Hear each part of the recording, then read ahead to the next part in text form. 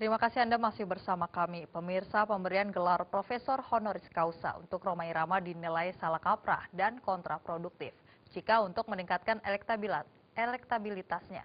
Alasannya selama ini gelar yang ada adalah Doktor Honoris Causa, bukan Profesor Honoris Causa.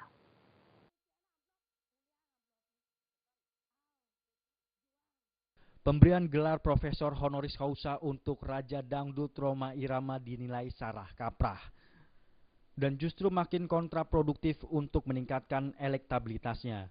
Alasannya gelar itu tidaklah pernah ada, karena yang ada adalah Dr. Honoris Causa. Menurut pengamat politik UI Agung Supriyo mengatakan, gelar untuk Bang Haji itu tidaklah penting, mengingat nama besarnya yang sudah melekat sebagai seniman dan pedangdut.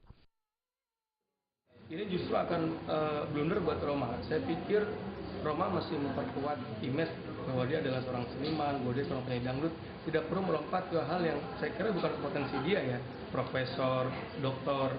Jadi ini kontraproduktif bagi Rhoma Irama itu sendiri. Sementara menurut Abdul Qadir Karding selaku Ketua DPP PKB mengatakan, dirinya belum mendapatkan informasi menyangkut pemberian gelar capres besutan partainya itu. Abdul Qadir menyebutkan tidak pernah ada gelar Profesor Honoris Causa, melainkan Doktor Honoris Causa. Jika ada yang menyebutkan demikian, menurut Karding hanyalah kesalahpahaman saja. Inti beliau, ya yang saya pahami memang tidak ada dalam, saya komisi 10 ya, tidak ada pemberian gelar Profesor Honoris itu tidak ada. Yang ada adalah Doktor Honoris. Sebelumnya muncul baliho bertuliskan Profesor Rhoma Irama kita bersama di Tanjung Barat, Jakarta Selatan, di mana Rhoma Irama mengaku mendapatkan gelar Profesor Honoris Causa dari American University of Hawaii. Rhoma mengaku mendapat gelar itu dari seorang petinggi TMII pada 2005 lalu. Gelar itu diberikan karena Rhoma dianggap sebagai guru besar dangdut di Indonesia. Dari Jakarta, Agus Purwoko melaporkan. Badan Nasional Penanggulangan Bencana (BNPB) menyatakan status Gunung Sinabung di Kabupaten Karo, Sumatera Utara hingga kini masih berstatus awas level 4. Sementara Gunung Kelut di Kediri, Jawa Timur berstatus siaga level 3. Namun meski berstatus awas dan siaga, kedua gunung api tersebut saat ini sudah tidak lagi erupsi.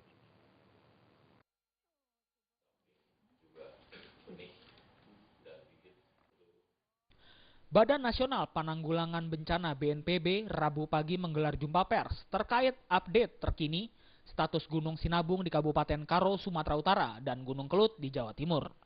Dalam jumpa persnya, BNPB memastikan kondisi terkini Gunung Sinabung dan Gunung Kelut sudah tidak lagi menyemburkan lahar panas. Secara umum, aktivitas vulkanik kedua gunung api ini mulai stabil. Namun untuk Gunung Sinabung, Pusat Vulkanologi dan Mitigasi Bencana Geologi PVMBG mencatat, saat ini telah terjadi gempa guguran sebanyak 28 kali. Tremor terus-menerus dan aliran lava pijar ke selatan sejauh 100 hingga 400 meter. BNPB menghimbau warga agar tetap waspada, serta mengikuti arahan dari pemerintah. Warga di kawasan Sinabung dilarang melakukan aktivitas dalam radius di bawah 5 km dari puncak gunung. Artinya level 3. Dan kita tetap mengacu kepada BVMBG. Memang tidak ada, di sana tidak ada peningkatan aktivitas, artinya dari gempa vulkanik dangkal, gempa vulkanik dalam, gempa tektonik, tidak ada indikasi, tidak termonitor.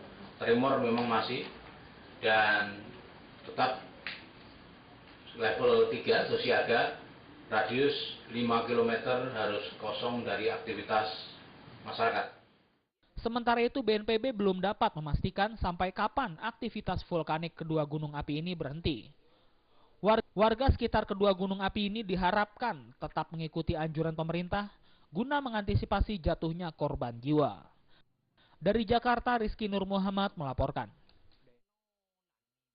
Kita beralih ke berita kriminal. Unit Perlindungan Perempuan dan Anak PPA atau Satuan Remaja Anak dan Wanita Renakta Polda Metro Jaya hari ini memeriksa anak yang diduga menjadi korban kekerasan di Panti Asuhan Samuel Sumarekon Serpong, Tangerang. Kali ini ada 10 anak yang diperiksa.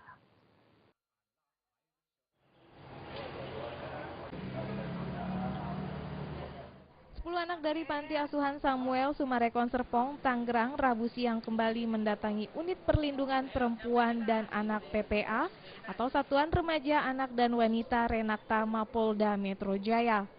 Mereka datang ke Mapolda untuk menjalani pemeriksaan sebagai saksi terkait laporan dugaan penyiksaan yang dilakukan oleh pemilik Panti Asuhan Samuel Cemi Watulingas alias Samuel. Kesempatan pemeriksaan ini juga digunakan tim dari LBH Mawar Saron yang mendampingi ke-10 anak tersebut untuk menanyakan perkembangan dari proses penyidikan kasus penganiayaan anak di bawah umur ini. Hal tersebut dikarenakan lokasi yang diduga sebagai tempat penganiayaan belum steril dan belum diberikan garis polisi. Saat ini para anak-anak tersebut berada di salah satu panti sosial untuk memulihkan kondisi mental mereka. Dan selanjutnya pada Senin pekan depan pihak pemilik panti asuhan beserta istri dan staf pembantu panti asuhan akan diperiksa di Polda Metro Jaya. Sini mereka kan sebagai saksi dari 88 rekan teman-teman mereka yang lainnya seperti itu. Kita akan coba memberi keterangan dan kita juga akan coba tanya bagaimana proses penyidikannya, karena perkembangannya. Terakhir yang kemarin kita sudah cek di lokasi di TKP, ternyata TKP yang lama yang di panti asuhan tempat penyiksaan itu belum steril dan artinya belum ada polis lain. Dalam hal ini kita juga hendak coba konsultasi dengan pihak penyidik. Kenapa kok belum disterilkan? Karena kita lihat kok orang masih bisa masuk. Ini adalah tempat kejadian perkara, harus disterilkan. Bagaimana dengan barang-barang bukti di dalamnya? Apakah sudah disita dan segala macam? Jadi kita akan koordinasi lagi untuk perkara ini. Seperti itu. Sebelumnya, Senin lalu, penyidik dari Unit Pelayanan Perempuan dan Anak PPA, Direktorat Reserse Kriminal Umum Mapolda Metro Jaya memeriksa 6 anak yang diduga mengalami kekerasan fisik di sebuah panti asuhan Samuel di kawasan Sumarekon, Gading Serpong, Tangerang beberapa waktu lalu. Dari Jakarta, Zikri Amin melaporkan. Jangan beranjak dulu pemirsa, di segmen terakhir kami masih memiliki sejumlah informasi. Tetaplah bersama kami.